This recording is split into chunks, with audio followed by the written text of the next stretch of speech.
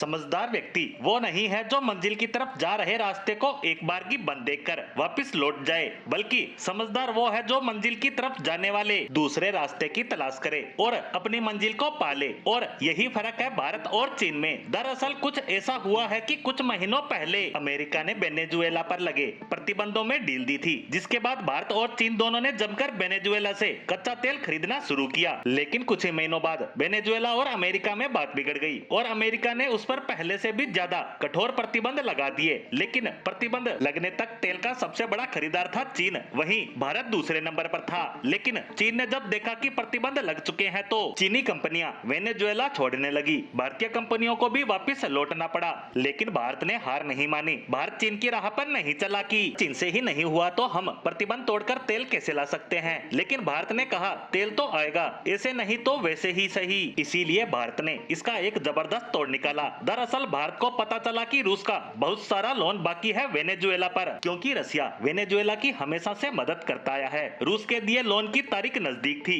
ऐसे में भारत ने रूस से संपर्क किया और कहा कि आप लोन को अमेरिकी डॉलर या अन्य किसी फॉर्म में मत लो, आप वेनेजुएला से लोन की किस्तों के बदले तेल खरीदना शुरू कर दो और उस कच्चे तेल को आप हमें बेचना शुरू कर दो, जिसे हम मार्केट में नायरा के रूप में बेच देंगे। दरअसल आपको जानकारी होगी कि यह एक रशियन सब्सिडियरी कंपनी है और इस कंपनी के जरिए भारत में तेल सप्लाई करता है, बल्कि भारतीय मार्केट में आम लोगों को रिफाइंड ऑयल यानी पेट्रोल डीजल प्रोवाइड करवाता है। रूस ने भी भारत के कहे अनुसार करना शुरू किया। नायरा के जरिए वेनेजुएला से कच्चा तेल खरीदने लगा, जिससे उसके लोन की किस्तें पूरी होने लगी। साथ ही भारत को भी फायदा होने लगा। यानी भारत ने इस बार गोली जरूर चलाई, लेकिन रूस के कंधे पर रखकर। अब बात करें भारत के फायदे की तो बता दूं कि वेनेजुएला का सस्ता कच्चा तेल भारत को इनडायरेक्टली मिलने लगा। वहीं भारत और रूस में रूपी रूबल ट्रीटी है, यानी तेल की पेमेंट हम रुपए में करते हैं। ऐसे में एक तो वेनेजुएला का सस्ता तेल भारत आया, ऊपर से हमने पेमेंट भी भारतीय रुपए में की, यानी भारत का फायदा ही फायदा। लेकिन जैसे कि आप सब जानते हैं कि आजकल की दुनिया में पड़ोसी का सुख देख नहीं सकता, और यहाँ भी कुछ ऐसा ही हुआ।